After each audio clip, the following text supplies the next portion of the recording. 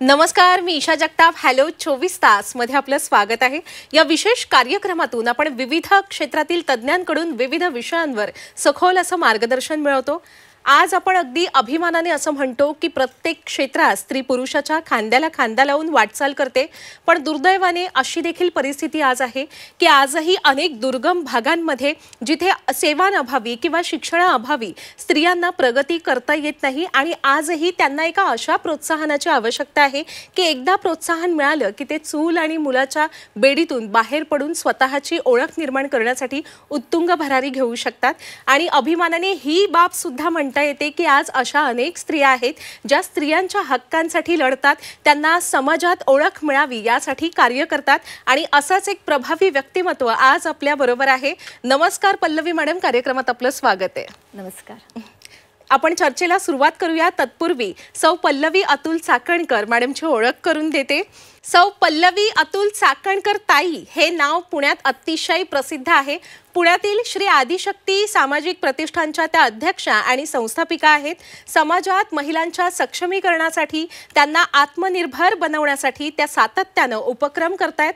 महिलांना योग्य मार्गदर्शन देणं, स्वतंत्र व्यासपीठ मिळवून देणं, आत्मसन्मान मिळवून देण्यासाठी त्यांना सक्षम बनवणं आणि त्या दृष्टीने त्यांचा जनसंपर्क वाढवणं यासाठी पल्लवीताई विविध कार्यक्रमांचं आयोजन करतात. लहान मोठे व्यवसाय करणाऱ्या महिलांना उत्तुंग भरारी घेता यावी यासाठी त्या मार्गदर्शन मेळावा देखील आयोजित करतात.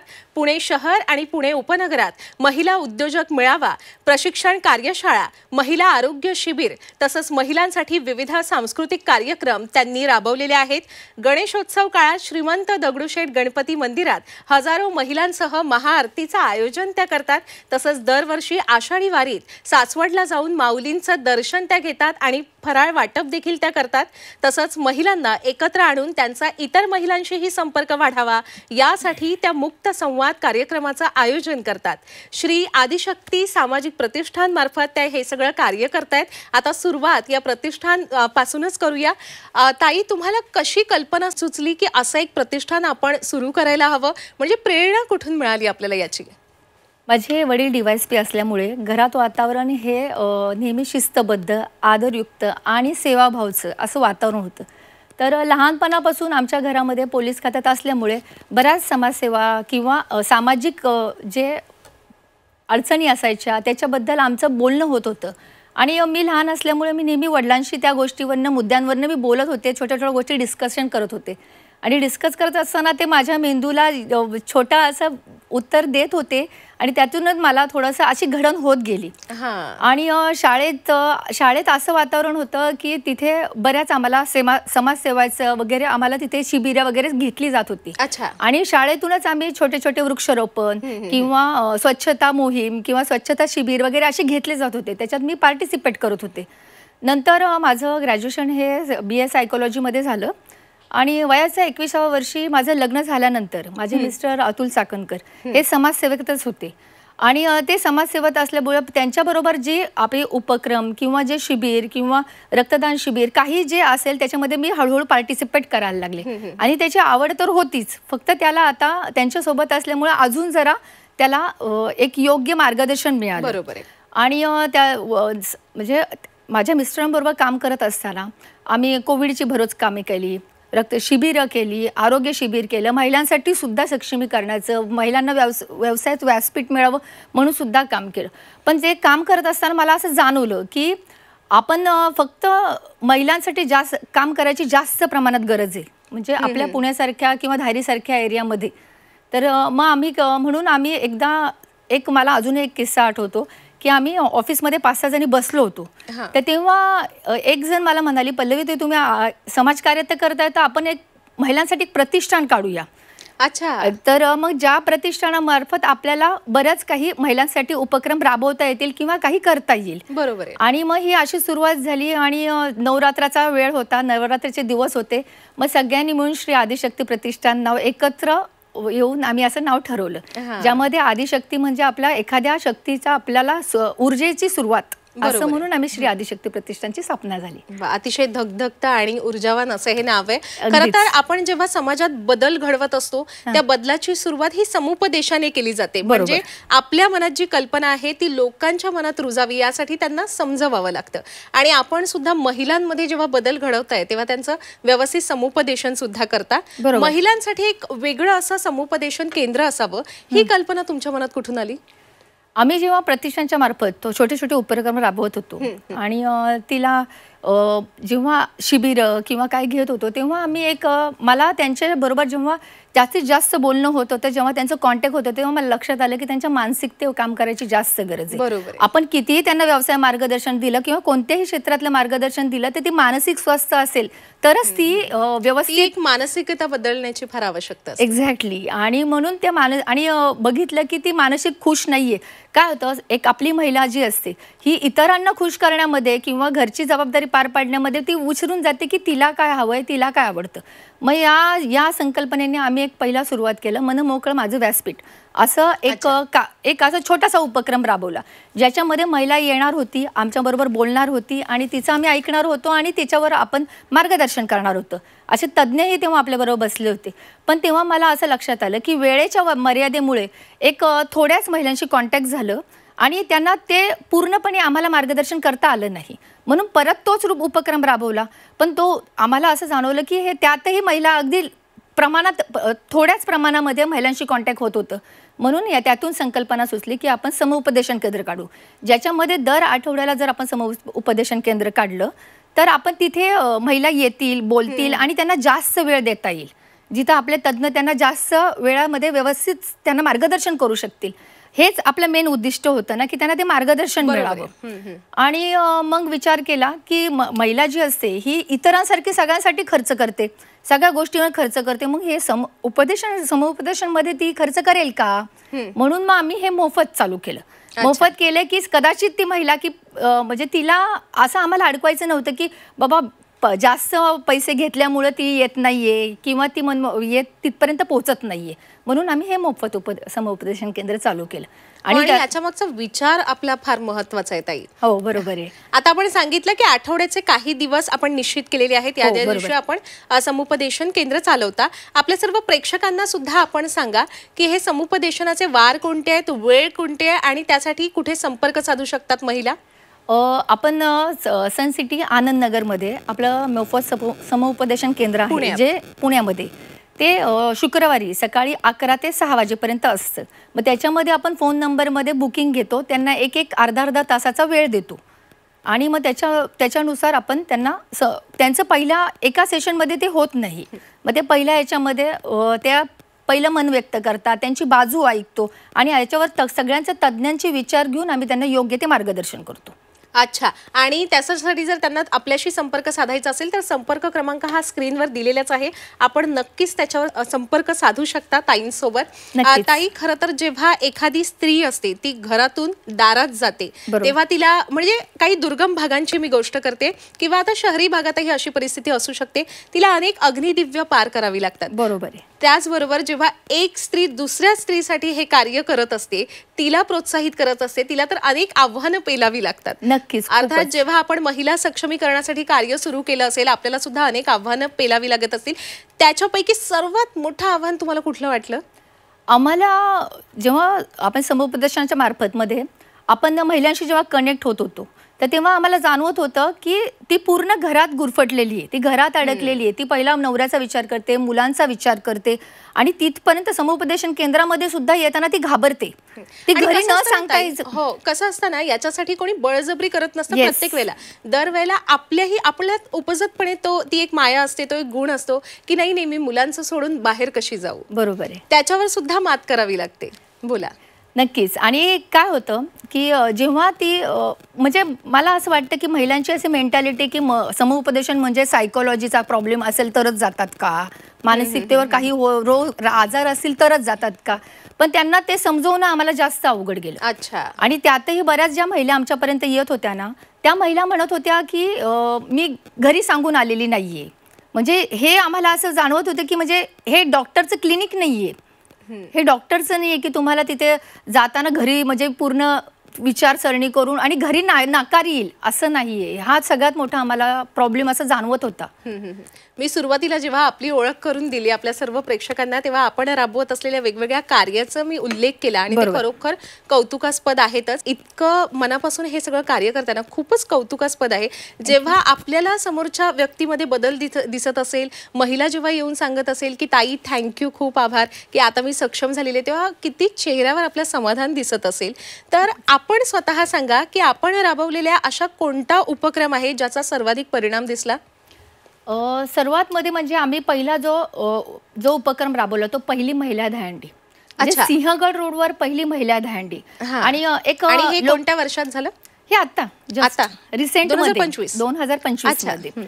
आणि तेव्हा म्हणजे बऱ्याच जणांना असं वाटतं की एकत्र महिला काही कार्य करू शकत नाही, पण आम्ही ते अगदी, आणि एक महिला दुसऱ्या महिलेला घेऊन जेव्हा ते एखादा उपक्रम राबवते तो सगळ्यांनी जाणवलाच.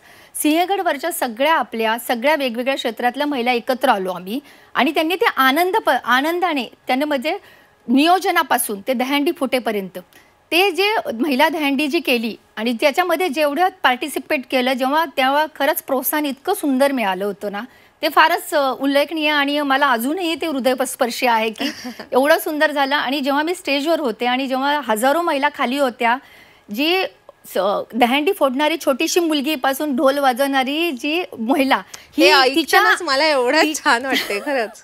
तिचा जो आनंद होता ना तो अप्रतिम होता. स्टेजवर बसून मला खूप अभिमान वाटत होता की मी ह्याची लीड घेतली म्हणून हजारो महिला एकत्र येऊन हा कार्यक्रम केला. आणि जास्त करून काय होतं की दहीहंडी म्हटलं ना की एक पुरुष प्रधान असं वाटतं, पण ते महिलांचा ते प्रोत्साहन, उत्साह आणि त्याच्यातच संघटन शक्ती दिसली. दहीहंडी त्याचंच प्रतीक आहे. एकता, संघटन शक्ती, ते इतकं उत्कृष्ट कार्यक्रम होता. आणि फार अजूनही मला त्याचा अभिमान आहे की तो आम्ही एक छान उपक्रम राबवला. वा वा वा. आणि अजून एक मला उपक्रम सांगू इच्छिते. सांगा. आपण या नवरात्रीमध्ये म्हणजे 9 देवी 9 रात्र 9 दिवसाच्या 9 क्षेत्रातल्या आणि 9 दिग्गज महिलांचा आपण सत्कार केला. वा. तर ते इतकं प्रेरणादायी होतं. प्रत्येकीचं आम्ही क्षेत्र वेगवेगळं निवडलं, तिच्या घरी जायचो, तिला फेटा घालायचो आणि तिला तिचं मानचिन्ह देऊन तिचा सन्मान करायचो, आणि तिची जी जर्नी होती ती आम्ही ऐकत होतो. ती इतकी सुंदर होती आणि इतकी प्रेरणादायक होती ना, ते एक अनुभव म्हणजे जेव्हा हे नवरात्राचे 9 जेव्हा सत्कार झाले त्याच्यानंतर मी घरी आल्यानंतर मी सगळ्यांना कौतुकास्पद सांगितलं की मला खूप अभिमान वाटतो एक स्त्री असल्याचा, आणि तिथे तुम्ही तुमच्या सगळ्यांच्या सपोर्टमुळे मी ते करू शकले. म्हणजे मी लिटरली आभार मानले घरात येऊन. ते फारच एकदम सुंदर आणि अप्रतिम अनुभव होता. हो अगदी. म्हणजे हा अनुभव असा असेल की तुम्ही घरोघरी जायचात आणि त्या जी कोणी ती स्त्री असेल तिच्या कार्याचा आपण अभिमानाने तिचा शुभेच्छा द्यायचा त्याला, आणि तिला एक चाल पुढं अशी एक थाप द्यायचा तुम्ही. त्यांना प्रोत्साहन मिळत होतं. त्यांच्यामुळे मला असं वाटतं की हजारो महिला ज्या काम करतायत त्यांनाही प्रोत्साहन मिळेल. बरोबर आहे की आपल्याला कोणीतरी आपली थाप देतोय किंवा आपलं कोणीतरी कौतुक करते. महिलांना कौतुक हे खूप आवडतंच. प्रत्येकाला कौतुकाची आवश्यकता असते जर आपल्याला पुढे जायचं असेल तर. अगदीच. ताई, तुम्ही अनेक उपक्रम राबवतच आहात. 2 उपक्रमांचा आपण इथे उल्लेखही केलात. आणखी कोणते असे उपक्रम आपण राबवायला हवे महिला सक्षमीकरणासाठी, आणि त्यात समाजाची भूमिका कशी असायला हवी? जेव्हा हे समुपदेशांच्या केंद्राच्या मार्फत आम्ही खूप हजारो महिलांशी कनेक्ट झाले, रोज माझ्याकडे एक वेगळी महिला येते, तेव्हा मला लक्षात आलं की तिला आपलं कायदे किंवा आपलं भारतीय संविधान आणि मूलभूत हक्क या छोट्या छोट्या गोष्टी सुद्धा तिच्यापर्यंत माहीत नाहीयेत. आणि जे शासकीय ज्या स्कीम असतात त्याही तिला माहिती नाहीयेत. पुण्यातल्या जरा महिला होत्या त्यांना थोडीफार तरी माहिती होती, म्हणजे ग्रामीण भागातून येत होत्या. अगदी माझ्या सातारच्या एका गावाकडून पण एक महिला आली होती, तिला तर त्याचा काही अवेअरनेसच नव्हता. म्हणजे तिला माहितीच नव्हतं की बाबा बेटी बचाओ अशी मोहीम असते किंवा असे काहीतरी स्कीम आहेत की ज्यांना मुली शिकवता येतील, पुढे घेऊन जाता येतील. तर मला असं वाटतं की त्याच्यावर थोडं काम करणे गरजेचं आहे. अगदीच अगदीच. ताई, असा कोणता अविस्मरणीय क्षण आहे आपल्या या सर्व कारकिर्दीत की तो आजही आपल्याला आठवला की एक भाऊ कसा अंगावर काटा येतो, म्हणजे आमच्यावर शेअर करू शकाल? नक्कीच नक्कीच. आम्ही काय केलं होतं, एक सर्वसाधारण शाळेमध्ये गेलो होतो, मुलींच्या शाळेमध्ये. तर तिथे मुलींना सॅनिटरी पॅड्स वाटप केले होते, आणि आम्ही तिथे तज्ज्ञ महिला, तज्ज्ञ डॉक्टर घेऊन तिथपर्यंत गेलो होतो. पण तिथं गेल्यानंतर आम्हाला लक्षात आलं त्या छोट्या छोट्या मुली पहिल्या बोलतच नव्हत्या आमच्याशी.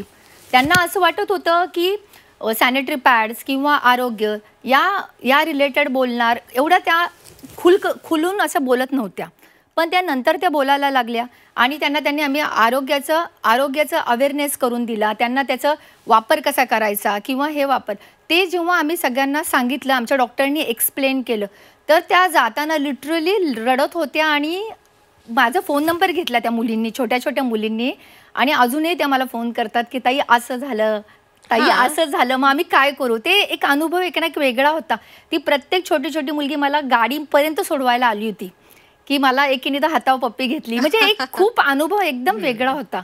मग मला त्यात तो जो आनंद मिळाला आणि ते अगदी अवर्णनीयच आहे. म्हणजे आपण महिलांसाठी कार्यरत आहात, तर अशा विशिष्ट वयोगटातील महिलांसाठी नाही, तर अगदी शालेय विद्यार्थिनींपासून वृद्ध व्यक्तींपर्यंत आपण कार्यरत आहात. ताई, आपलं जे श्री आदिशक्ती सामाजिक प्रतिष्ठान आहे, पुढील भविष्यात आपण कशी वाटचाल, म्हणजे कोणत्या दिशेने वाटचाल करण्याचा आपला एक संकल्पना आहे?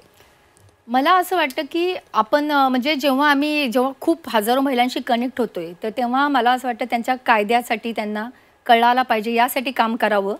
आणि म्हणजे तिला अजून आपण म्हणतो की महिला अजून घरातून पण अजून ती कौटुंबिक वातावरणातच ती झालेली आहे आणि तिला काय होतं, घरूनच थोडासा नाकार मिळतो की आपण जो भेदभाव आहे मुलगा आणि मुलगी, तो अजूनही थोड्या प्रमाणात आहे. आणि त्याच्यावर मला असं वाटतं की काम करावं त्यांना. म्हणजे मला असं वाटतं फक्त महिलांसाठी नाही, तर आपल्या घरच्यांना सुद्धा थोडंसं त्याला काय म्हणतात, त्याला आपण त्यांना प्रोत्साहन देण्यासाठी काहीतरी करावं असं मला असं वाटतं. हो, म्हणजे कुटुंबियांकडून मिळणारं प्रोत्साहन हे अतिशय महत्त्वाचं असतं. आणि त्याच्यासाठी तुम्ही मगाशी एक उदाहरण सुद्धा दिलं की जेव्हा आपण घरोघरी जाऊन स्त्रियांचा जागर करत होतात, त्यांचा शुभेच्छा देत होतात त्यांना, तेव्हा घरी जाऊन आधी तुम्ही तुमच्या घरच्यांचे आभार मानले, कारण तुमच्या प्रोत्साहनाशिवाय हे नाही शक्य नव्हतं. बरोबर. अगदीच. खरं तर एक अगदी अनेक तरुणींच्या मनात हा प्रश्न असेल, ताई, एक समुपदेशिका म्हणून लग्नाबाबत कसा निर्णय घ्यावा, यासाठी आपण काय महिलांना मार्गदर्शन कराल? मला असं वाटतं प्रत्येक स्त्री पहिली सक्षम असली पाहिजे. म्हणजे एक स्त्री जेव्हा सक्षम होती, महिला सक्षम होती, तेव्हा कुटुंब सक्षम होतं.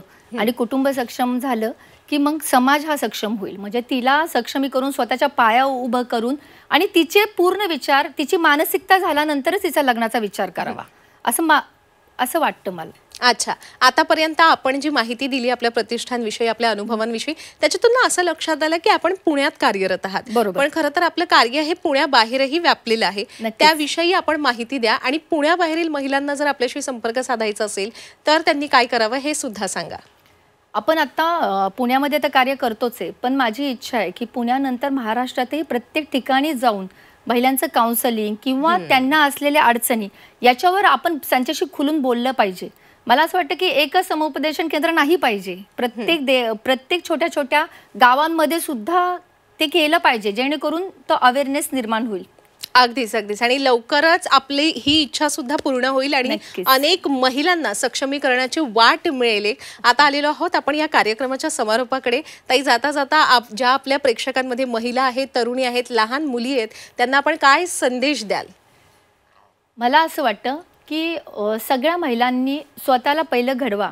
प्रत्येक स्त्री ही सुंदर आहे, ती स्वतःवर प्रेम करायला शिका. जेव्हा ती स्वतःवर प्रेम करेल तेव्हा ती समाजामध्ये ती खुलून बाहेर पडेल. आणि मला असं वाटतं फक्त महिला आणि मुलींबाबतीतच नाही, तर पुरुषांबाबतीत पण बोलायचं आहे मला की तुम्ही जेव्हा बहीण, आई, मुलगी, बायको, जेव्हा तुम्ही तिच्या मागे खंबीरपणे उभे राहताल तर सक्षमीकरण हे लवकर होईल. सक्षमीकरण म्हणजे पुरुषांव्यतिरिक्त असं होऊ नाही शकत. तर त्यांनी जेव्हा घडतील, जेव्हा ते सपोर्ट करतील, तेव्हा पुढे जातील महिला असं मला वाटतं. म्हणून तिला आदर, तिला सन्मान हा प्रत्येक घरातून मिळावा असं वाटतं. अगदीच. अतिशय महत्त्वपूर्ण संदेश आपण आपल्या सर्व प्रेक्षकांना दिलेला आहे. ताई, आपण आज इथे उपस्थित राहिलात आणि आपल्या सर्व प्रेक्षकांना एवढं मोलाचं मार्गदर्शन केलं, त्याबद्दल मी आपले मनापासून आभार व्यक्त करते. धन्यवाद. प्रेक्षक हो, आता वेळ झालेली आहे इथेच थांबण्याची. ताज्या घडामोडींसाठी पाहत रहा झी 24 तास.